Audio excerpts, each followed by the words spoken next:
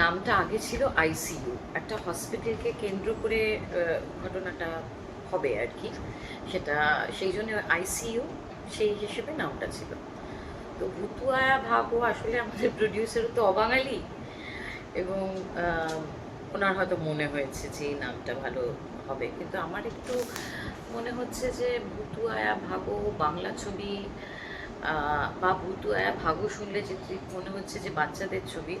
ছবিটা কিন্তু বাচ্চাদের ছবি একেবারেই নয়। হ্যাঁ, যদি ভুতুয়ায়া ভাগো এই নামটাই থাকে, থাকবে। আমার তো সে নেই কিছু বলার, আমি আমার অসুবিধাটুকু জানাবো একজন ছবির পার্ট অ্যান্ড পার্সেল হয়ে। বাকিটা ছবিটা আমি তো পুরো দেখিনি, ওরা যারা দেখেছে ওরা বলছে খুব ভালো হয়েছে। এবার সবাই নিজের ছবি ভালো বলে, এই বিষয়ে কোনো সন্দেহ নেই। আমার রোলটা পছন্দ হয়েছে। একজন সাইকোলজিস্ট, এবং স্ক্রিপ্টটাও বেশ ঝরঝরে ছিল, অসুবিধা হয়নি। নিজের মতো করেও কিছুটা আমি করে নিয়েছি, মানে এই তিনজনের সাথে আমিও যুক্ত হয়ে কিছু কাজ কারবার করেছি আর কি এই ছবিতে। সো সেটা ছবিটা দেখলে আরও ভালোভাবে বোঝা যাবে। অনেক ক্যারেক্টার্স রয়েছে, আজকে শ্রীমা আসতে পারেনি, শ্রীমাও রয়েছে, আরও অনেকে আছে, আমি নাম সবাই জানি না। তো আমার মনে একটা কম্প্যাক্ট ছবি দেখবে, এবং দেবরাজ, রাহুল এবং আরিয়ানের তিনজনের কেমিস্ট্রিটা খুব ভালো ছিল, তিনজনের ডিস্টিংক্ট ক্যারেক্টারাইজেশন ছিল। সবটা মিলে ভালো লাগবে। হিস্ট্রি এই মাইক্রোফোনের সাথে এমন রয়েছে, এবং আমি কথা বলতে শুরু করলে লোকজনের নানাবিধ সমস্যা হয়। সেই জন্য যখন মাইক্রোফোনটা অফ হয়ে গেল, আমার মনে হলো যে এটা কি কি হলো, কে করালো, না বেশি বলছে সুলেখা বন্ধ করে দাও মাইক, কেড়ে তো আর নিতে পারছে না যেটা করেছিল। তো এই আর কি। সরকার সুদেশনাদি বলছি কথাগুলো বলি সেগুলো তো পরে জানা যায় বা বোঝা যায় যে হ্যাঁ সেটাই তো হলো, সেটাই তো হচ্ছে। তো আমি একটু বোকার মতো আগে বলে ফেলি। হয়তো না বলা উচিত, মানুষের উপর ছেড়ে দেওয়াই উচিত যে তারা নিজেরাই এক্সপিরিয়েন্সের মাধ্যমে বুঝুক। কিন্তু হয়তো বয়সের সাথে সাথে মানে আর কেন চুপ থাকবো, কেনই বা বিয়ে করবো, কার তো কিছুর সাথে আমি জড়িত নই। সো সেই রকম একটা থেকে রিসেন্টলি আমাকে একটা চ্যানেল থেকে এসে বলেছিল আমি নাকি খুব রুড। হ্যাঁ, আপনার এরকম রয়েছে, আমি রুড। আমি তো কোনো দিন রুড হইনি, আর সোজা কথা বলি, স্পষ্ট বক্তা। তো এটাই তো আমরা শিখে এসেছি।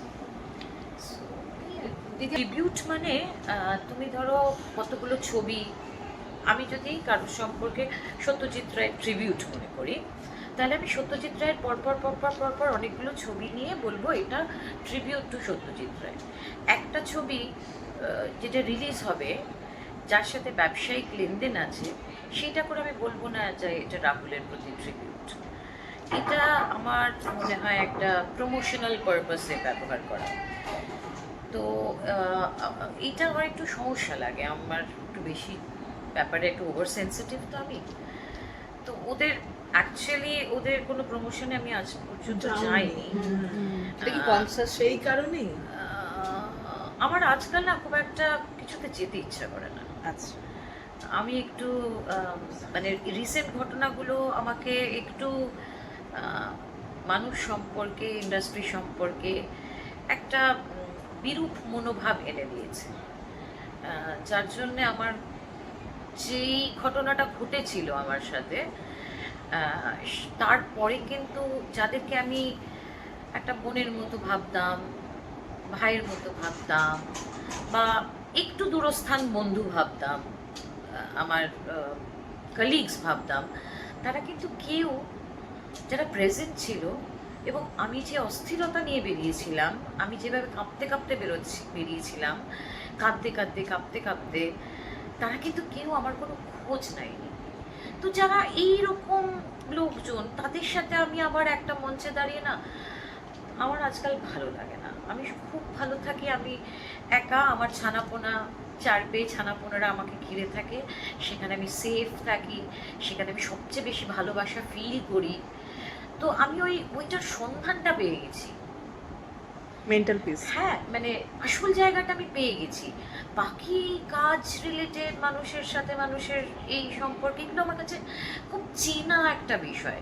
এটা আমাকে আজকাল কোনো মোহ, কোনো ইলিউশন, কোনো কিছু আমাকে অ্যাট্রাক্ট করে না।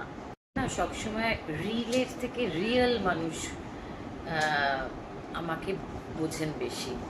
আমি হয়তো রিল মানুষদের মতো পারলাম না হতে, সেটা হয়তো আমার অক্ষমতা। Even in Rome you need to be a Roman, আমি রোমানটা হতে পারলাম না, আমি থেকে গেছি। তো সেটা অনেকের কাছে গ্রহণযোগ্য নয়। এই যে সোজা কথা বলি, আমি তো ওখানে পলিটিক্যাল কোনো কথা বলতে যাইনি অ্যাকচুয়ালি। ওইটা রাহুলের স্মরণসভাও ছিল না, ওখানে হচ্ছিল আর্টিস্টের সেফটি সিকিউরিটি নিয়ে কথা। তো মেন্টাল হেলথ তো একটা সেফটি সিকিউরিটির মধ্যে পড়ে। আমি বলতে চেয়েছিলাম মেন্টাল হেলথ নিয়ে কথা, কারণ আমি আজকে এই মোটা পানটা আমার, সেটাও কিন্তু আমার অ্যান্টি ডিপ্রেসেন্ট 10 বছর ধরে খাচ্ছি। অ্যান্টি ডিপ্রেসেন্টেরও কিন্তু সাইড এফেক্টস আছে। সো আমি সেই জায়গা থেকে, যেহেতু আমি এক্সপিরিয়েন্স করেছি, আমি ওই জায়গা আছে বাচ্চা বাচ্চা মেয়েগুলো, মানে একটা মানুষ অনেক পড়াশোনা করে, অনেক সাধ্য সাধনা করে একটা ডাক্তার, ইঞ্জিনিয়ার বা এই চাকরিজীবী যেই মাইনেটা পায়, একটা বাচ্চা মেয়ে স্কুল থেকে হয়ে সিরিয়াল করে তার থেকে বেশি টাকা রোজগার করছে। তো তার তো এই ম্যাচুরিটি হয় না, তারপরে যখন কাজটা চলে যায় তখন সে বিপথে যায়, সুইসাইড করে। আমার ওটা খুব কনসার্নিং লাগতো যে আমাদের কেন এত কিছু হচ্ছে, আর্টিস্ট ফোরাম, এই ফেডারেশন, সেখানে একটা এরকম একটা ইউনিট কেন হবে না, যেখানে থেরাপিস্ট, সাইকোলজিস্ট, একটা ইভ্যালুয়েশন, কাজ চলে যাওয়ার পরে, কাজ বন্ধ থাকলে একটা কথাবার্তা, থেরাপি, এই। এবং শুরু করেছিলাম আমি ভুলবশত কি ঠিক বশত, যে সৌরভ বিশ্বাস আগে কথা বলেছিলেন যে ভালো লাগলো, এই কথাটার মধ্যেও কোনো খারাপ কিছু ছিল না। ভালো লাগলো সৌরভবাবু নিজেদের ভুল ত্রুটি স্বীকার করলেন। হাড়ে রেড়ে করে তেড়ে এলো আমার দিকে, হাড়ে রেড়ে করে প্রত্যেকটা লোক, যারা নাম করা লোকজন, প্রত্যেকটা লোক, আমি পেছন থেকে শুনছি, ওর হাত থেকে মাইকটা কেড়ে নেয়। আরও যারা সামনেও ছিল, ছবি রিলিজ হয়েছে একজন, তিনিও ছিলেন, এটা প্রত্যেকে। সাধারণ কিছু ধরো জুনিয়র আর্টিস্ট বা ক্যারেক্টার আর্টিস্ট যারা বসেছিলেন, তারা বলেছিলেন ওনার কথা শুনতে চাই, এটা কেন করছেন, কিন্তু ওদের কোনো অত সে নেই, ওদেরকে গুরুত্ব দেওয়া হলো না। সো এটার পরে আমি ডিপ্রেশনে 7 দিন বিছানা থেকে উঠিনি, কিন্তু একটা লোক ফোন করেনি, একটা লোক জানতে চাইনি টেক্সট করে। তো সেই লোকগুলোর সাথে আমার কিসের সম্পর্ক, কেন সম্পর্ক রাখবো আমি তাদের সাথে? আমি রাখবো না। আমি আমার যেই ছবি, যেখানে আমি রয়েছি, আমি সেই ছবির প্রমোশন করবো। আমি একটা গান করেছি, নাচ করেছি, সেই ছবি আমার প্রমোশনের অত দরকার নেই, অনেক লোকজন আছে, করে নেবে। আমি ইনসাইডার হতে পারিনি কোনোদিন, ইন্ডাস্ট্রির ইনসাইডার আমি হতে চাইও নি, পারিও নি। বলো, তাড়াহুড়োতে বলে ফেলেছে, একটা রাগের মাথায়, কারোর উপরে রাগ থেকে ওটা বলে ফেলেছে মুখ ফসকে। এটা নিশ্চয়ই ও রিগ্রেট করছে। আমার মনে হয় বলতে চেয়েছে আমি প্রচুর পরিশ্রম করে একটা জায়গা রিচ করে টাকা রোজগার করে থাকতে পেরেছি, কিন্তু হয় না আজকাল একটা কথাই দিক থেকে অধিক হলে মানুষ ধরে ফেলে।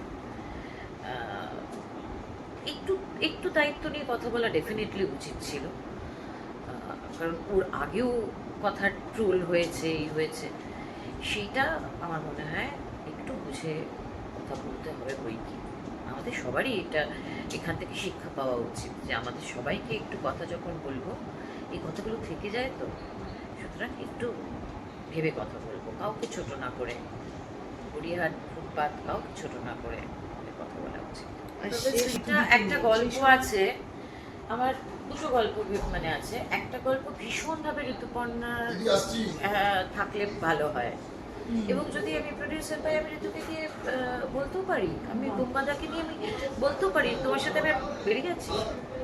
আমার পার্সোনাল অনেক কিছুর হয়তো আমাদের একভাবে, আমরা একভাবে দেখি না, কিন্তু আমার প্রফেশনাল জায়গায় কাজের জন্য আমার মনে হয় তারাও প্রফেশনাল।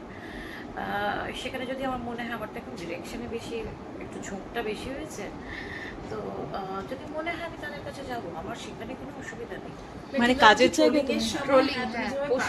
মানে যেভাবে কথাটা বললে, তুমিও স্বামী, মানে রচনাদির সময় সকলেই মজা নিচ্ছেন, বলছেন নানান কথা। কয়েকজন মানুষই দেখছি খুব সেন্সিবল কথা বলছেন যে, এবং ঋতুদির সময়ও যখন ট্রোলিং হচ্ছে, তুমি কিন্তু যেভাবে বলেছো সত্যিটা বলা উচিত এইভাবে, এইটা একটু যদি বলো, মানে সহমর্মিতা এইভাবে। ঋতু না, আমি একটা কথা বলি, ঋতু সামনে কোনোদিন আমার সাথে খারাপ ব্যবহার করেনি, সুতরাং যেটা করেনি সেটা আমি তো বলবো না যে ও আমার সাথে করেছে।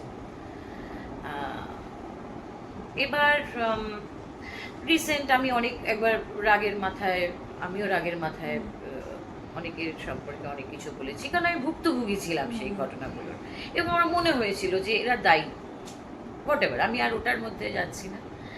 কিন্তু আমার ওর ছবিগুলো দেখে আমারও ভালো লাগেনি। হ্যাঁ,